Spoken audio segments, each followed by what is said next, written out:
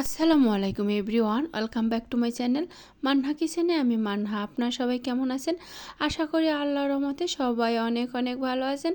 আমিও ভালো আছি। আজকে আমি আপনাদেরকে দেখাবো আমাদের জঙ্গলে যে জেব্রা থাকে না, জেব্রা কেকের একটি রেসিপি। মানে আমার কেকের লুকটা অনেকটাই একটা জেব্রার মতন।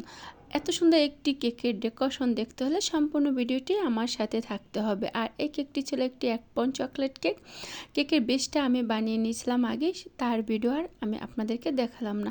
আমার 1 পাউন্ড চকলেট কেকের বেসের রেসিপি অলরেডি আমার ভিডিওতে অনেকগুলো দেওয়া আছে, চাইলে আপনারা দেখে নিতে পারেন। আর এই কেকটি আমি বানিয়েছিলাম 4টি ডিম দিয়ে আর 7 ইঞ্চি একটি মোল্ডে চকলেট কেক। আর এই কেকটি যে অর্ডার করেছে আমার রিপিট কাস্টমার, এর আগেও অনেকবার আমার থেকে কেক নিয়েছে। আর এই কেকটি আমি একটু অন্যরকম বানানোর চেষ্টা করেছিলাম। আমি সবসময় চাই যে নতুন নতুন কোনো কিছু তৈরি করব। সো আমার এতই সময় কম থাকে, অনেক বেশি অর্ডার থাকে, যা আমি মানে যখনই বেশি অর্ডার থাকে, সব অনেকগুলো কেক থাকে, তখন অনেক সিম্পলের ভিতরে বানানোর জন্য আমি ব্যস্ত হয়ে যাই।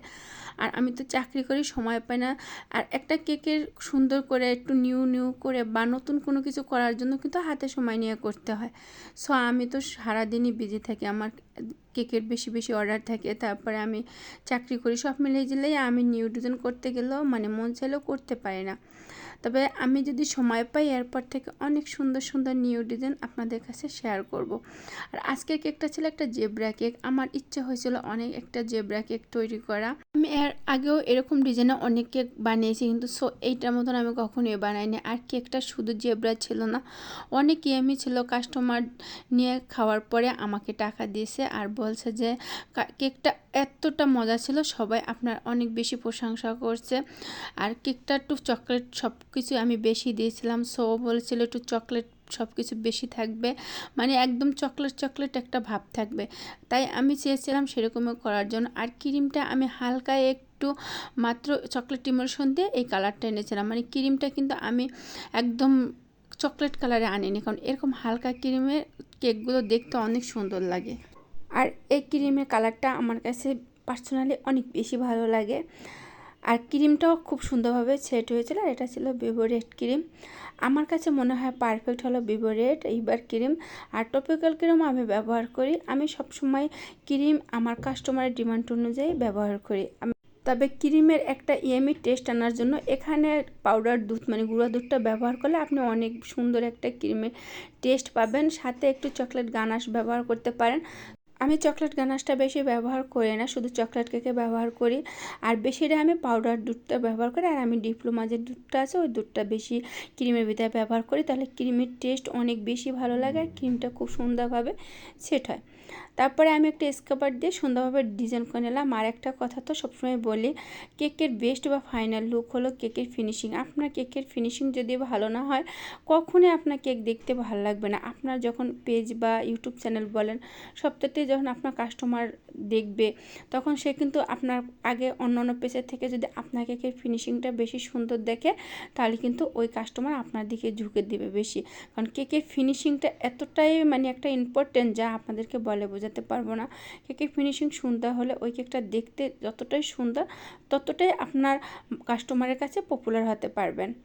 আর আজকে জেব্রা ডিজাইন করার জন্য আমি এরকম পাইপিং ব্যাগে হোয়াইট কালারের চকলেট, মানে হোয়াইট চকলেটটার সাথে আমি একটু হোয়াইট কালারটা মিশিয়ে এরকম গাঢ় একটা কালার নিয়ে আসছিলাম হোয়াইটের।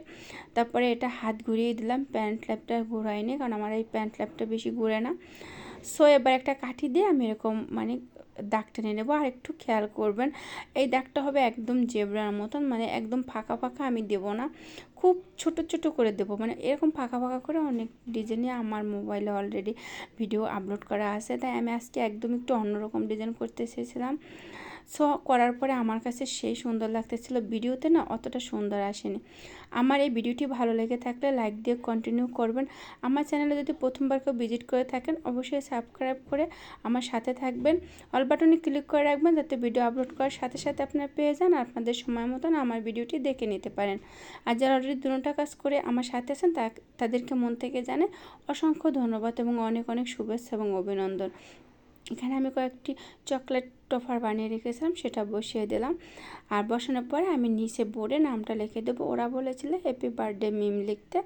আর ওই মেয়ে চকলেট অনেক পছন্দ, তাই আমাকে বলছিল যে চকলেটটা একটু বেশি থাকবে। তাই এই কেকটা আমি এমনভাবে তৈরি করেছিলাম, একদম চকলেটে ভরপুর, মানে চকলেট দেখলেই মনে হবে যেন চকলেটে একটা ভাব। আর এই ডিজাইনটা আমি প্রথমে করেছি, কিন্তু আমি ভাবছি কাস্টমার পছন্দ করে কি না, দেখি যে না, ইভেন আমার কেকটা আসলে ওরা অনেক বেশি পছন্দ করেছিল। তারপরে আমি এরকম চকলেট গানাশ পারফিউম ব্যাগে ভরা ছিল, হোয়াইট আর আপনার ডার্ক চকলেটটা।